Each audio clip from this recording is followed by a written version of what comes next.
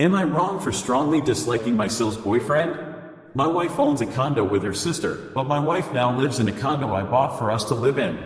She still pays her mortgage for her part of the condo where her sister continues to live. Her sister has a boyfriend that has been living there rent-free, refusing to get a job, and is generally a degenerate, for more than a year. I've been having a lot of difficulty with this situation, knowing that my wife is subsidizing this guy's life, and that she's essentially sinking money into her condo without getting any money in return. I'm fed up with this guy, and while I am not outwardly being an asshole to him, I don't want to really speak to him. Whenever he shows up, I just don't engage with him. It's a little awkward, but for me it's better to just keep him at a distance than blow up on him. In my mind, he should be paying my wife rent money, and she should be using that to support herself, or our baby, instead of giving him a free place to live. In general, her sister has a history of dating bad guys, and while it's my wife's money, and her choices, it's hard for me to stand around and see this happen. Ada for telling my partner he's being a jerk for leaving me for a month to visit his family in Europe. For context, I'm currently pregnant and high risk. When we went for our first ultrasound, we asked the doctor about traveling and she said it would be up to us, but there are risks. He was cautious about me flying and said he would prefer if I didn't for the baby's sake.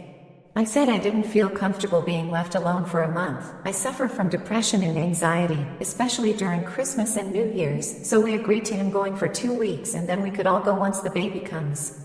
Fast forward a few weeks and he tells me he's going to be gone for a month and I'm welcome to come if I want, but I have to fly out on my own because I have a work obligation the week he's flying out.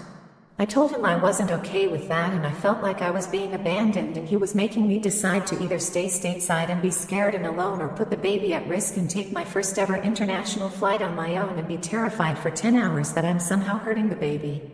We had a heated exchange and I told him he was being a jerk for making a unilateral decision to change his travel plans without even consulting me, and he said I'm being selfish for keeping him away from his family. He hasn't spoken to me in nearly 3 weeks, not even to see how the baby's doing. We don't live together. Ada? I asked my daughter to clarify why she was crying. So I, 31 meters, have been at my parents' house with my wife, 31F, for the Thanksgiving holiday where my daughter, 3.5F, was playing upstairs with my father, 57 meters. At one point my daughter came downstairs crying saying my father was on top of her. I asked her to clarify what she meant and they were roughhousing. After I came to the kitchen where my wife and mother were and I said something along the lines of it's a shame that no matter where or what situation we are in we need to clarify what happened when our daughter says something like that. My mother wondered what I meant and I explained that no matter how much or how long you've known someone, you need to clarify things like that because you never know and statistically it's the way things are.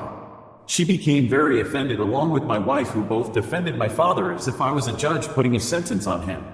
I clarified saying no, I don't believe Dad could ever do such a thing, but if my daughter says something like that I would be a bad father and very ignorant not to clarify. Fast forward an hour later, they are very upset with me and my father even chimed in saying that I'm being ridiculous. Am I crazy or the odd just trying to clarify that my daughter is safe?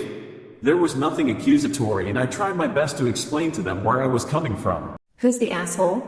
My daughter, 18, has been trying forever to get tickets to Taylor Swift. When we found out she was coming to Vancouver, I told her I would try to get her tickets for her 19th birthday.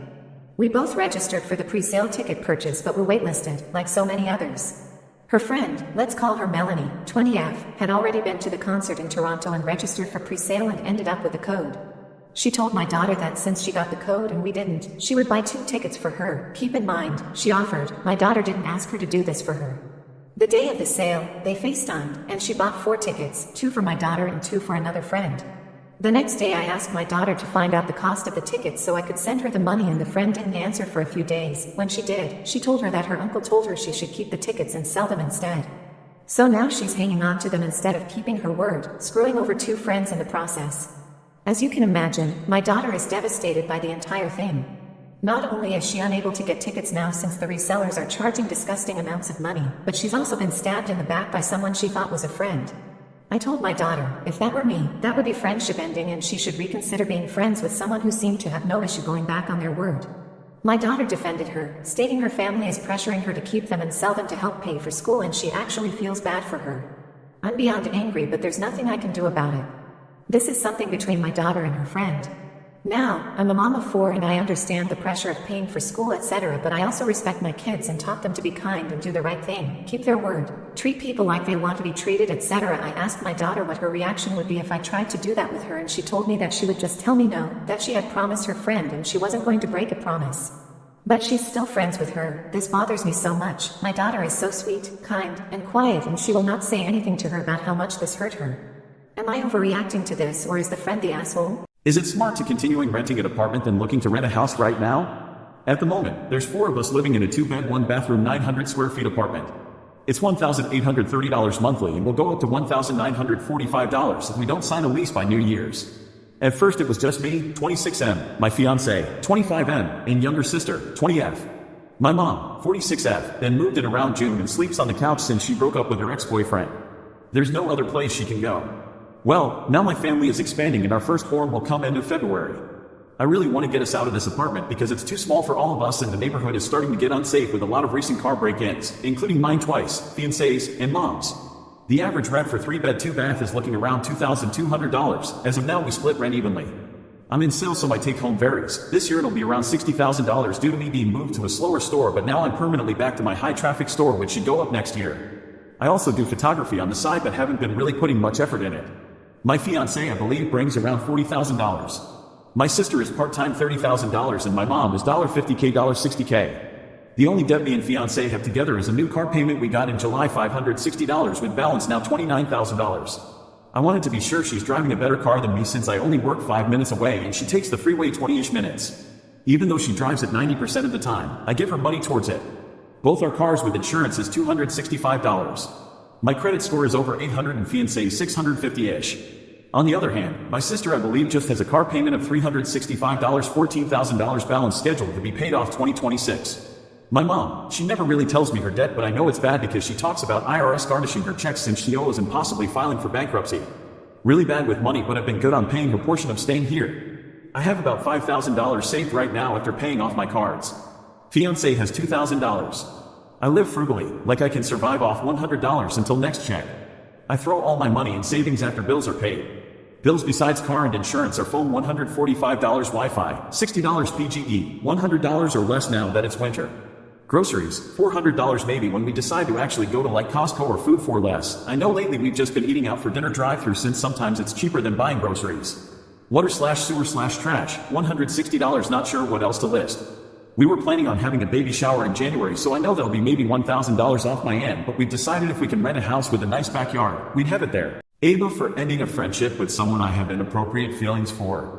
So I, 28, male, have recently ended a friendship that I was getting far too emotionally attached to. I'll call her Anne, 20, female, here. Anne is a wonderful human being. She's kind, funny, and not afraid to speak her mind at all. She was also my little sister's, 19, female, best friend growing up. Add to it that I've known this girl since she was roughly 10 years old. Recently, Anne and I have been hanging out a lot. But here's where my personal feelings are forcing me to draw the line and end things. 1. She has a boyfriend. 2. She's too young for me. 3. I can't stand the idea of hurting her. So, I've made the decision that I'm cutting off all contact. As I said, she's too darn young and she has a boyfriend. So, I blocked her number and her Facebook, and when she tried calling my sister earlier, I made myself busy so that I couldn't talk. As I said, she doesn't deserve to be hurt by me and my BS, so I'm taking myself out of the equation. My brain says that that's the right move, but it hurts so much to do it. I really do like her, and I respect her immensely. That's why I feel it's best to let her go, no matter how much it hurts me. But my personal feelings for her are making me doubt my decision to cut myself off, so I really need to know. Am I the bad apple? I can't lie to her.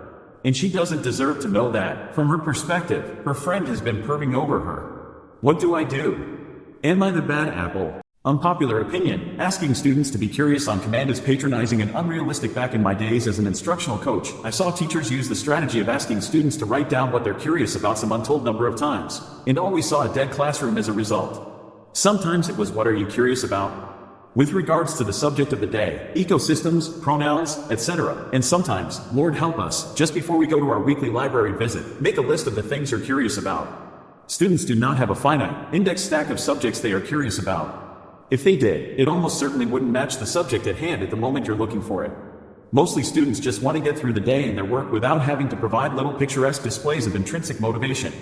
Think about how many times you've gone to a professional development session and the person running it has asked you to jot down any wonderings you have.